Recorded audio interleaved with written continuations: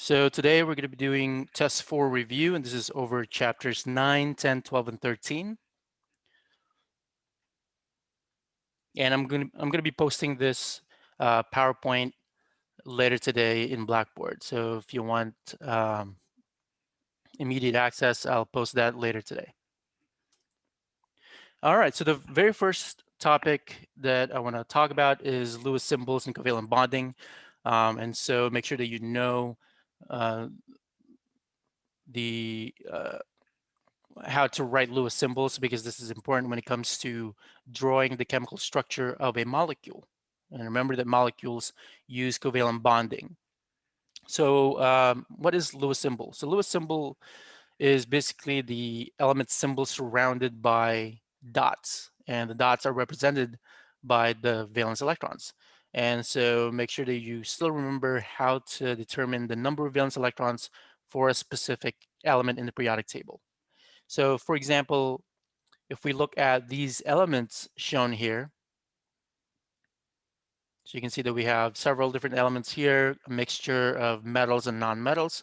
You can draw the Lewis symbol for every single one of them, right? So if you look at group 1 elements like lithium, sodium, and potassium, they will have one valence electron. And so you would draw one dot or a single dot right next to the symbol of the element as shown here. So this is the element symbol for lithium, sodium, and potassium. And then group 2 elements such as beryllium, magnesium, and calcium will have two dots around the symbol because they contain two valence electrons as shown here. And then group 3 elements like boron, aluminum, and gallium will have three valence electrons. Group 4 elements such as calcium, silicon, and germanium will have four valence electrons. And then group 5 elements like nitrogen, phosphorus, and arsenic will have five. Group 6 elements will have six dots. Group 7 elements will have seven dots. And then I didn't get to include group 8 elements here, which should contain eight valence electrons, except for helium because it only contains two valence electrons. And then you learn that covalent bonding is basically when valence electrons are shared between two or more atoms to form a covalent bond. Now, these two atoms, as we learned in the intro part in this course, is between non-metal atoms. In advanced chemistry, metal and non-metal can also have a covalent bond. Okay, but we didn't cover that part because it's an advanced chemistry. But the only thing that you really need to remember regarding covalent bonding is that it's a bond utilized by molecules, and molecules contain non-metal atoms. Okay, molecules are also known as molecular compounds or covalent compounds. And again, they use covalent bonding, the sharing of electrons between two non-metal atoms or two or more non-metal atoms. So for example, you can have a covalent bond between nitrogen and oxygen. You can have a covalent bond between carbon and the halogens, or carbon and sulfur, carbon and phosphorus, so on and so forth. All right, so that's the first concept that you need to remember. So for sure, there's going to be one question on the test regarding this concept. And the next concept here is how to calculate the total number of valence electrons in a given molecule, whether it's neutral or uncharged. So let's take a look at a few examples here.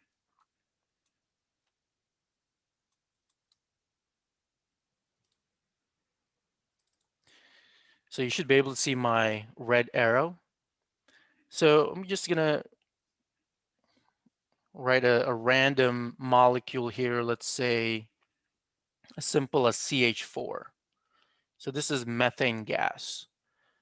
So the question here is, what is the total number of valence electrons for this molecule? Remember that the very first step in drawing the chemical structure of a molecule is to know the total number of valence electrons. So I gave you guys two different methods in drawing chemical structures. One, it requires calculating the total number of valence electrons, and then you divide it by 2 to get the total number of electron pairs, and then you distribute those electron pairs on the central atom, and then so on and so forth. So how do we calculate the total number of valence electrons for this molecule? So the first thing that you want to do is determine the total number of valence electrons for each element in that chemical formula. So for carbon, we know that it contains 4 valence electrons. Hydrogen contains 1 valence electron, but because we have 4 atoms of hydrogen, we would have to multiply this by 4. And then all you have to do now is add them all up together. So 4 times 1 is 4, plus 1 equals 8. So this molecule has 8 valence electrons.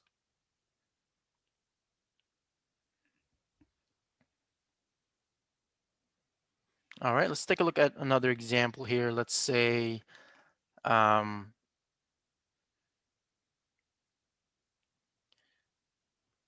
C6H12O6. Okay, so this is glucose, sugar.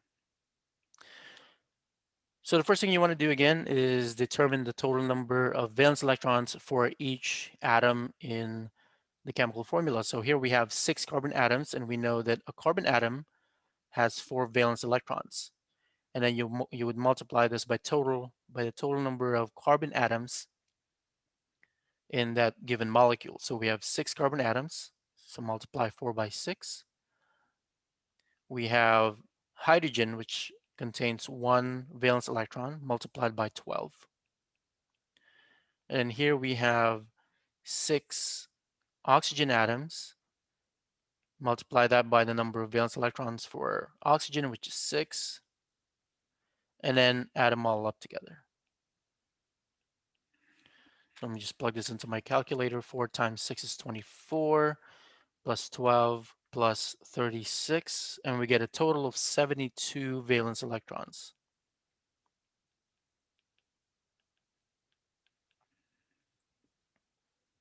All right, one last example here containing, I meant to say charged valence electrons here instead of uncharged because neutral molecules are uncharged. So let's say a phosphate ion.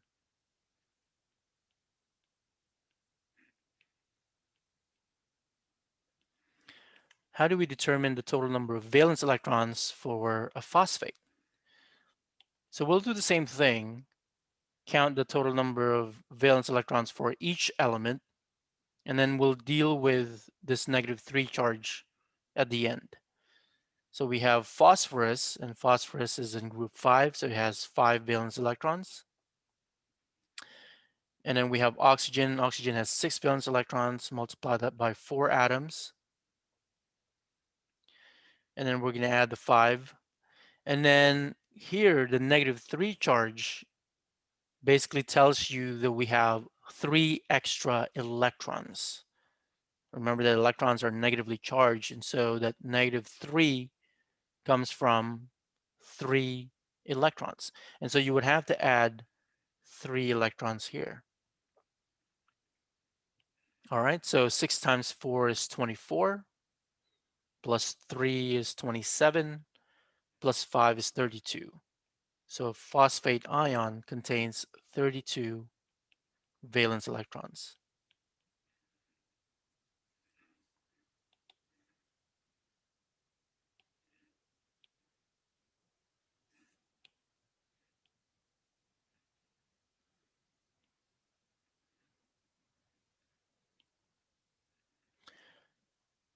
All right, let's move on to the next topic here.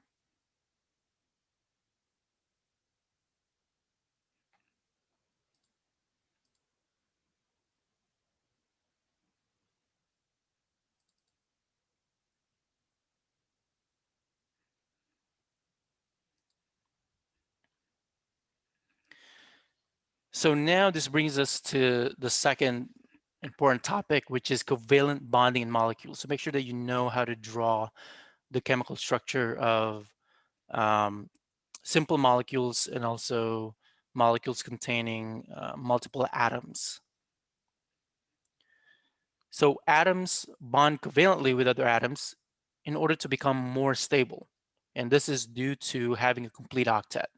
And remember that octet rule basically means that atoms become isoelectronic with the noble gas, having the same number of valence electrons, a total of 8, right? A total of 8 valence electrons. And so let's take a look at some relatively simple molecules like diatomic molecules containing 2 atoms. So we have fluorine, fluorine gas, oxygen gas, nitrogen gas. We also have binary diatomic molecules, also known as heteronuclear diatomic molecules, like hydrogen fluoride, hydrogen bromide, and hydrogen iodide, right, containing 2 different atoms. So homonuclear means the same atom, right? It's a diatomic containing the same atom. So how would we draw the Lewis structure or the chemical structure for fluorine gas? So the first thing you want to do is to draw the Lewis symbol for each of the atom. So for fluorine, you know that fluorine gas or fluorine atom has 7 valence electrons. And so you would surround the atom with 7 dots and then analyze the 2 atoms. And you can see that each fluorine atom requires another electron in order to complete its octet. Okay, and so all you have to do here is to share these 2 electrons right here by bringing the 2 atoms together or by simply drawing a line connecting the 2 dots. Okay, so these 2 dots create this bond right here, and this is a single bond. And we can do the same thing for oxygen gas. We have 2 atoms of oxygen, and each oxygen atom has 6 valence electrons. And you can see that each atom lacks 2 electrons to complete its shell. So all you have to do now is connect the 2 dots right here, and then the 2 dots down here. All right, so the molecule itself, the oxygen gas molecule, is sharing a total of 4 electrons, right? The electrons that are involved in the bonding. So these are the bonding electrons. And we can clean this up a little bit. So this is what an oxygen gas molecular structure looks like. So it contains 4 bonding electrons and a total of 2, 4, 6, 8 non-bonding electrons. And you remember that non-bonding electrons are also known as lone pairs, right? So this one has a total of 4 lone pairs of electrons. And here we have a double bond. The third one here is nitrogen gas. And again, first thing you want to do is draw the Lewis symbol for each nitrogen atom. They contain 5 electrons. You can see that each nitrogen atom lacks 3 additional electrons to complete its shell. So all you have to do now is connect these 2 dots up top, the 2 dots in the middle, and the 2 dots at the bottom. And so what we have here is a triple bond. So you can always double check the molecule and each of the atoms in the molecule to see that they are following the octet rule. So you can see that each nitrogen atom now has a total of 8 electrons. So 2, 4, 6, and 8. And you can do the same thing for the nitrogen on the right. We have 2, 4, 6, and 8. And in this chemical structure of nitrogen gas, it contains one, two, three bonding pairs of electrons. Okay, for a total of 6 bonding electrons.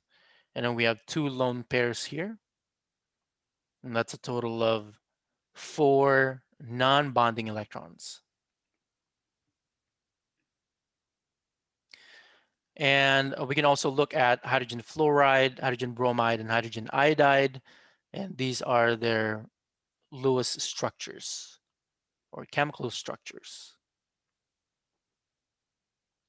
All right, so here we have hydrogen fluoride, hydrogen bromide, and hydrogen iodide. So the halogens, fluorine, bromine, and iodine, they all have 8 valence electrons.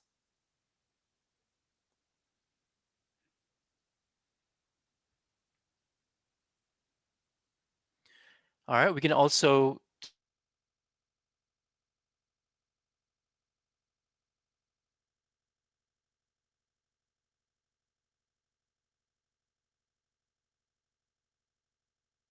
take a look at slightly H3, and then we're also going to take a look at water and carbon tetrafluoride.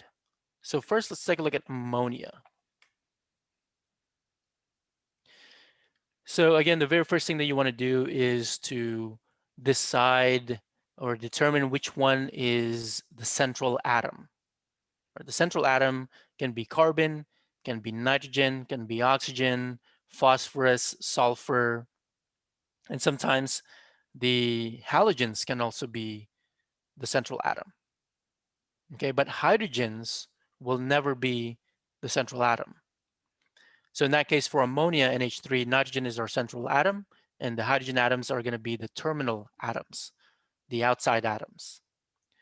So we've drawn the Lewis symbol for nitrogen. We'll do the same thing for hydrogens surrounding the central atom. And then you can see that this nitrogen lacks 3 additional electrons to complete its octet. And so all you have to do is connect the dots here between nitrogen and hydrogen. And this is the structure, the chemical structure for ammonia. For water, again, hydrogen is never the central atom. So oxygen is our central atom. And then, so this is the Lewis symbol, and we can surround the oxygen atom with the 2 hydrogen atoms. All right, the oxygen lacks 2 electrons to complete its shell. All you have to do now is add or connect the 2 dots. All right, and this is the Lewis structure for water, H2O. And finally, we have carbon tetrafluoride here, CF4. Carbon is our central atom. Fluorine is the terminal atom, and there's 4 of them. And as you can see, the fluorine atom lacks 1 extra electron to complete its shell. And all you have to do now is connect the 2 dots here. So this is, by the way, method number 2, which is, I think, a lot simpler compared to the first method. All right, so this is the structure for carbon tetrafluoride.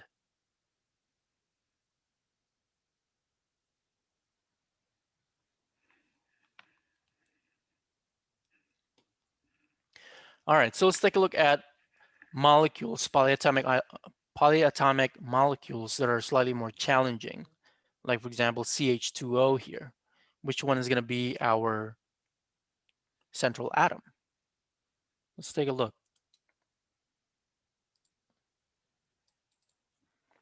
So again, you should be able to see my red arrow here. So we'll take a look at CH2O first. So carbon is always the central atom. And so we're going to draw the Lewis symbol for carbon first. So here's our carbon. And then we're going to include the dots. 1, 2, 3, and 4.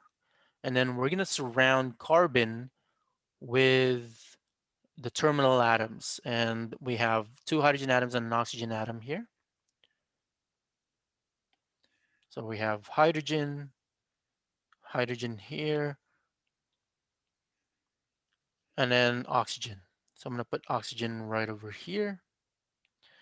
And oxygen has a total of 6 valence electrons. So 1, 2, 3, 4, 5, and 6. All right. So you can see that hydrogen can go ahead and form a single bond with the carbon atom.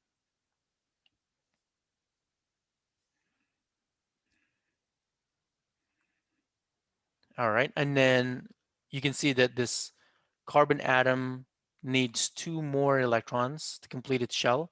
And this oxygen also needs 2 more electrons to complete its shell. And so all you have to do now is connect these 2 bonds right here and these 2 dots right here.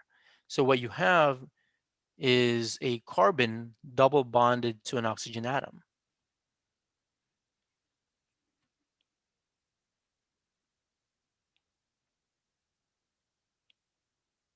So we can clean this up and basically have a carbon that's double bonded to an oxygen atom.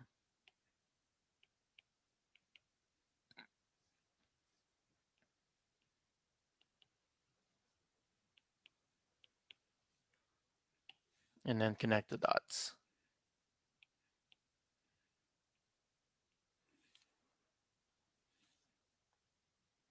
So another question on the test might be counting the total number of electron pairs, bonding electrons and non-bonding electrons. So here we have 2 lone pairs of electrons. Okay, 2 lone pairs of electrons, 1 double bond, and 2 single bonds. Um, if the question is asking the total number of bonding electrons, that would be 2, 4, 6, 8. So in this molecule, we have 8 bonding electrons and 4 non-bonding electrons. All right, and then the second one here is HCN. So carbon is always going to be the central atom. So we'll draw the Lewis structure for carbon. And it has 4 valence electrons. And then we're going to surround the central atom with the terminal atoms. So here's hydrogen with 1 valence electron.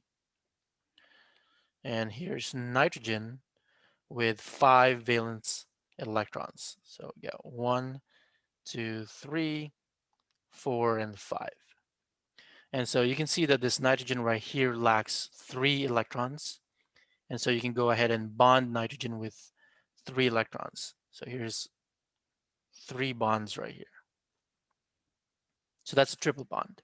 And then a single bond between carbon and hydrogen. So we can clean this up. So we have a triple bond between carbon and nitrogen, and then a single bond between carbon and hydrogen. And then we have a lone pair on the nitrogen atom. So we have 2 non-bonding electrons and a total of 8 bonding electrons, or 4 bonding electron pairs. All right, and the next one here is C2H4. As you can see, we have 2 carbon atoms. And if you see 2 carbon atoms, you can go ahead and draw the Lewis symbols side by side. So we have 2 carbon atoms.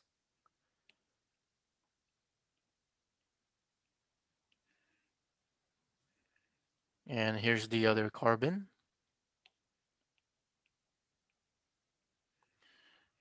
And then we have 4 hydrogens. So that means we can split this equally. 4 divided by 2 is 2. So that means each carbon atom will have 2 hydrogens. So I'll put 1 hydrogen here, down here, up here, and down here.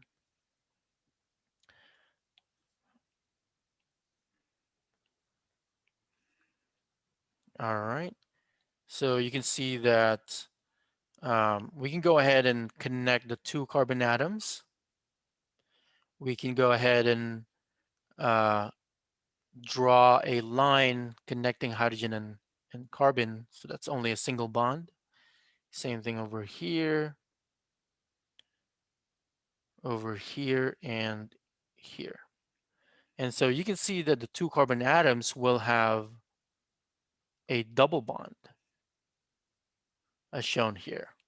So I know this looks a little bit messy, but we can clean this up real quick. So we have two carbon atoms that are double bonded.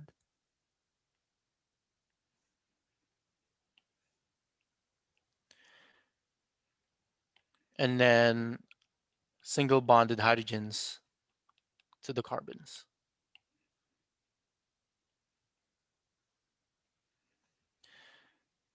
All right, so as you can see here, this is the Lewis structure for this compound, C2H4. So this is ethylene. And you can see that we don't have any lone pairs of electrons. So it has 0 non-bonding electrons and a total of 1, 2, 3, 4, 5, 6 bonding electron pairs for a total of 12 bonding electrons. All right, and for the last one here, we have C2H2. Again, two carbon atoms. So we're going to go ahead and draw two carbon atoms right next to each other. 1, 2, 3, 4, 4 electron, valence electrons. And then we're going to divide the two, we're going to split the two hydrogen atoms between the two carbon atoms. So we're going to put one hydrogen on the left and the other hydrogen on the right. And then all you have to do now is connect the carbon to hydrogen. They only form a single bond. And then the two carbon atoms will form a triple bond, as shown here.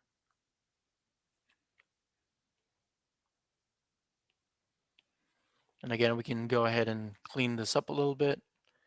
Two carbon atoms with a triple bond, and then carbon to hydrogen single bonds. All right, so these are the Lewis structures for CH2O, HCN, C2H4, which is ethylene, and then C2H2, which is acetylene.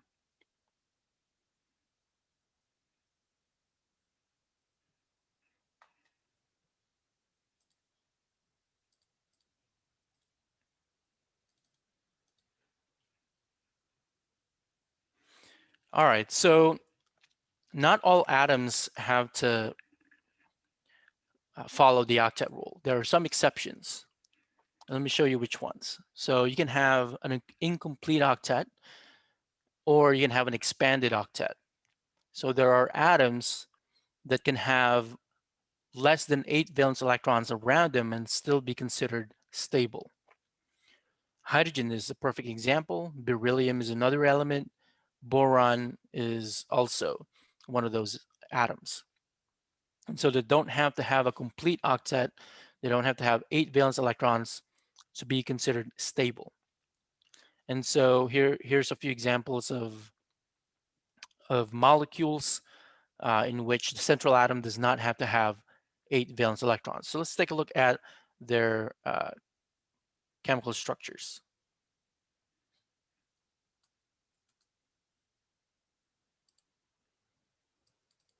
So when you look at beryllium difluoride here, you can see that beryllium is the central atom. Okay, and we have two fluorines. 1, 2, 3, 4, 5, 6, and 7. And then beryllium is in group 2, so it only has 2 valence electrons. And so all you have to do now is connect the 2 dots here, and that's the structure, Lewis structure of beryllium difluoride.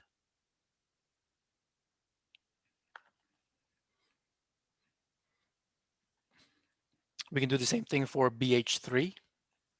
So boron has 3 valence electrons, 1, 2, and 3. And then we have hydrogen, which only contains 1 valence electron, 1, 2, and 3. All right, all you have to do now is connect the 2 dots. And this is the Lewis structure for BH3. So as you can see, boron does not have a complete octet. Okay, it only has a total of 6 electrons surrounding it. Same thing with BCl3. So here's boron with 3 valence electrons and then surrounded by chlorine atoms.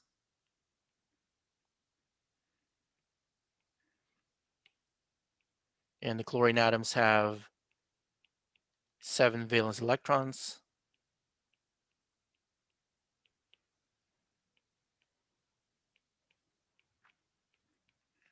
And all you have to do now is connect the 2 dots to form a bond. All right, and again, that boron only has 6 electrons surrounding it. So these are atoms that don't have to follow the octet rule. They can have an incomplete octet. So we have beryllium, boron, and the hydrogen atoms.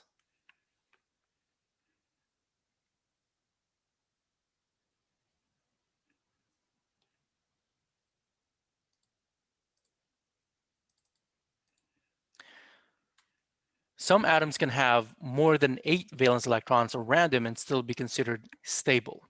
So they can have an expanded octet. And the reason why they have an expanded octet is because they can access the empty d orbitals for bonding. Here are some examples. We have phosphorus. So phosphorus, sulfur, arsenic, and any elements on the third row and below can accommodate more than 8 valence electrons. Here's a few examples. We have sulfur hexafluoride and arsenic pentabromide. So let's take a look at the structures of these molecules.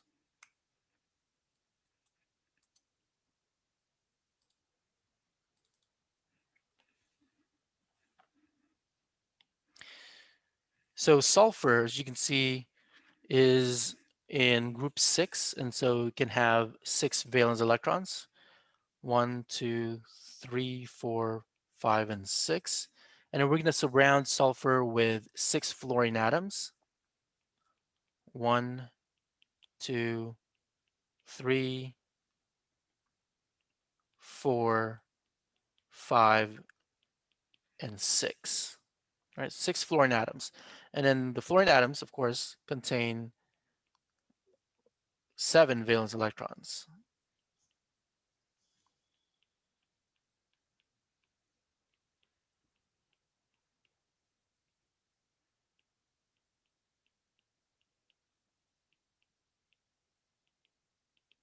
All right, and then I know it looks kind of messy, but we can go ahead and start connecting the dots here. So we'll connect the 2 dots between sulfur and fluorine over here on the right. And then right down here, sulfur and fluorine. And then there's also sulfur fluorine bond right here. These 2 dots, and this one. All right, so every single atom here, every fluorine atom now has a total of 8 valence electrons. And sulfur, if you count the total number of electrons around it, there's more than 8 valence, there's more than 8 electrons. In fact, there's 12. So let's clean this up a little bit.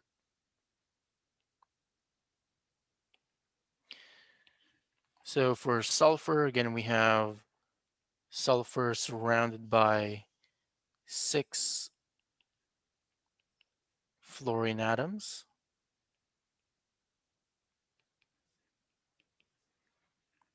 So it looks something like this.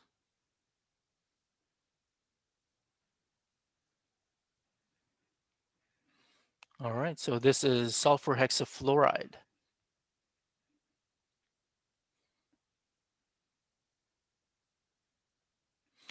The next one here is arsenic pentabromide. So arsenic is in group 5, and so it will have 5 dots: 1, 2, 3, 4, and 5. And then we're going to surround arsenic with the bromine atoms. So we can put 2 bromine atoms up top, 1 on each side, and 1 at the bottom. All right, and then bromine has 7 valence electrons.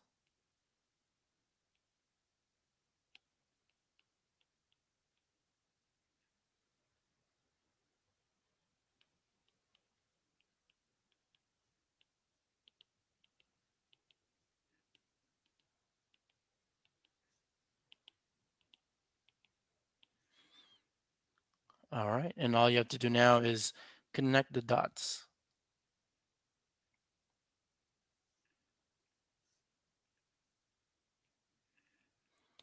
All right, so let me clean this up real quick.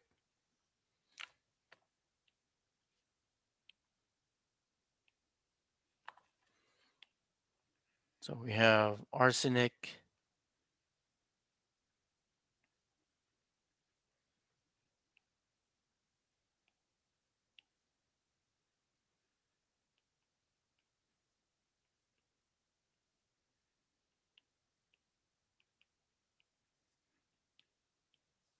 and then connect them with a single bond.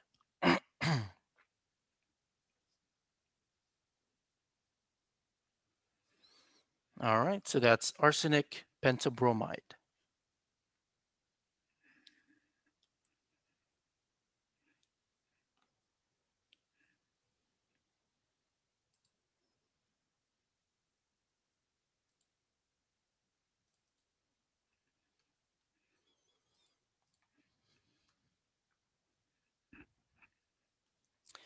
The fourth concept here that's in chapter 9 is formal charge.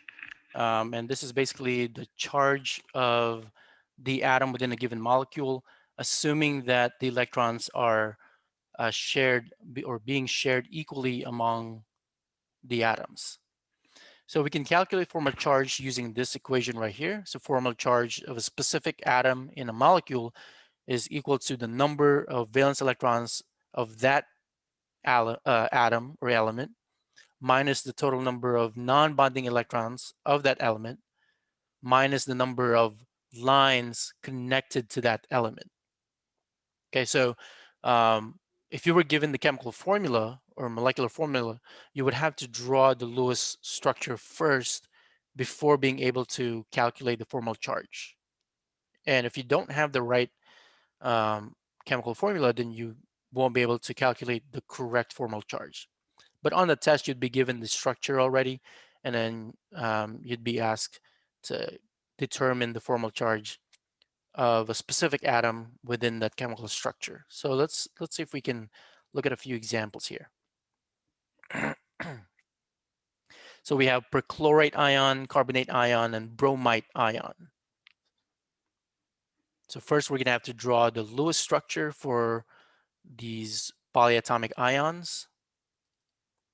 Again, you should be able to see my red arrow here. So first let's look at the perchlorate ion here. We're gonna have to draw the Lewis structure first. So we have Cl as a central atom, and then we have 4 oxygen atoms surrounding chlorine. And we have 1 negative charge. So I'm gonna go ahead and draw the actual structure of perchlorate ion. So it looks something like this.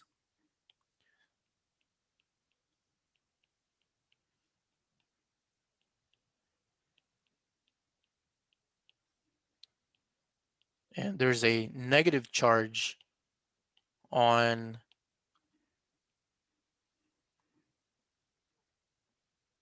this oxygen atom.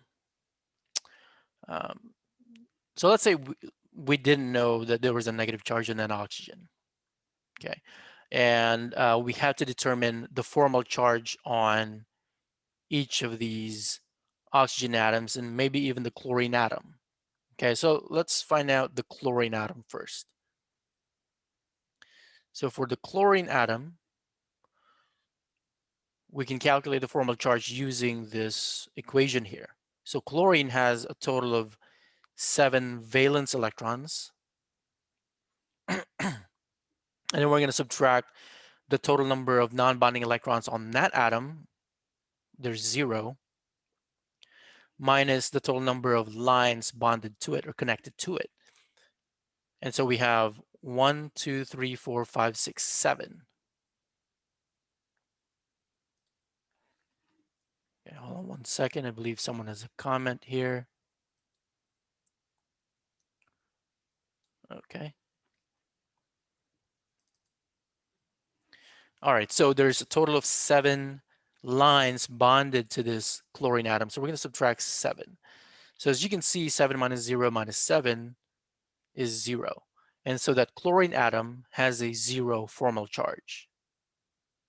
And we can do the same thing for, let's say, this oxygen atom right here. Okay, so these oxygen atoms up top, bottom, and on the right-hand side, they're all the same, right? They have the same number of valence electrons, they have the same number of non-bonding electrons, and the same number of lines connected to them. And so oxygen has 6 valence electrons minus number of non-bonding electrons, which is 4, minus the number of lines bonded to the oxygen, 2. So 6 minus 4 minus 2 is 0. All right, so each of these oxygen atoms with a double bond will have 0 formal charge. What about this oxygen on the left? Okay, again, the oxygen atom has 6 valence electrons, and we're going to subtract the number of non-bonding electrons, a total of 6. We have 2, 4, and 6, minus the number of lines connected to it, which is 1. So as you can see, this oxygen has a -1 charge. So the formal charge on that oxygen is -1, and that's where this negative charge comes from. So that's how you calculate the formal charge of any atoms in a given molecule. All right, let's take a look at carbonate ion. So I'm just going to draw the Lewis structure here real quick for carbonate ion. So it has 3 oxygen atoms, and 2 negative charge, a -2 charge.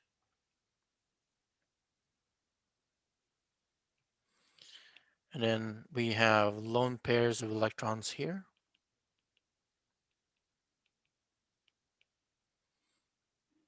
All right, so let's take a look at the carbon atom first. So this carbon has 4 valence electrons minus 0 non-bonding electrons, minus a total of 4 lines connected to it. And so it has 0 formal charge. This oxygen right here with a double bond contains 6 valence electrons minus 4 non-bonding electrons, 2, 4, minus 2 lines connected to it. So it also has zero formal charge. This oxygen on the right and oxygen on the left, you can see they have the same number of non-bonding electrons, the same number of lines connected to them. And so they will have the same formal charge. Let's take a look. So the one on the right has 6 valence electrons minus 6 non-bonding electrons, 2, 4, and 6, minus one line bonded to it, so that's -1. We can do the same thing for this oxygen on the left, six valence electrons minus six non-bonding electrons minus one line equals -1. All right, so if you haven't noticed the trend yet, if you have a double bond in oxygen, that's going to have a 0 formal charge. If you have a single bonded oxygen, or if you only have one line bonded to that oxygen, then it will have a -1. Okay, so let me repeat that. If you see two lines bonded to an oxygen, it'll have a 0 formal charge. If you only see one line connected to the oxygen atom, it will have a -1 charge.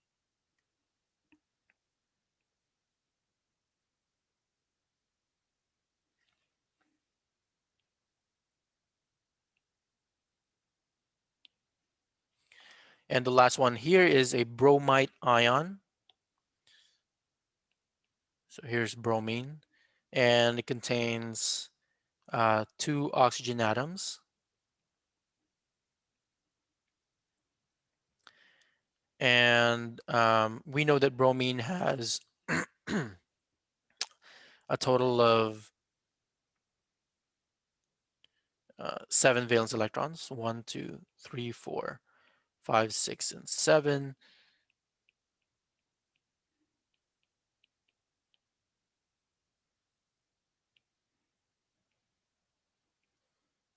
I'm going to go ahead and connect the dots here.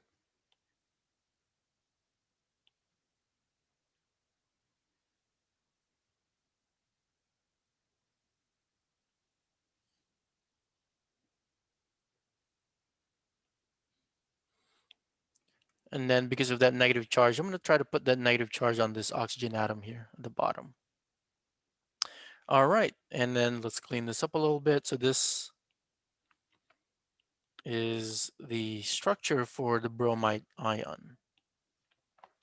So we have Br, and then two lone pairs on the bromine,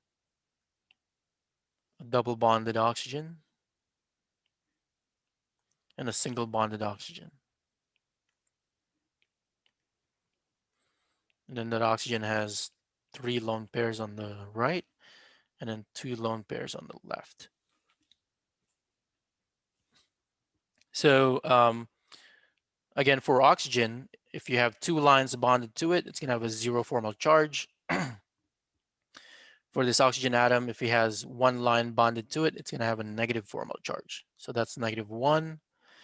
What about for this bromine atom right here? So we know that bromine has 7 valence electrons minus the total number of non-bonding electrons. So that's 2 and 4 minus the total number of lines connected to it, 1, 2, and 3. So 7 minus 4 minus 3 equals 0. So that bromine atom has a 0 charge, the oxygen 0 charge. The oxygen on the right has a -1. So that's where that -1 charge is coming from in the bromide ion.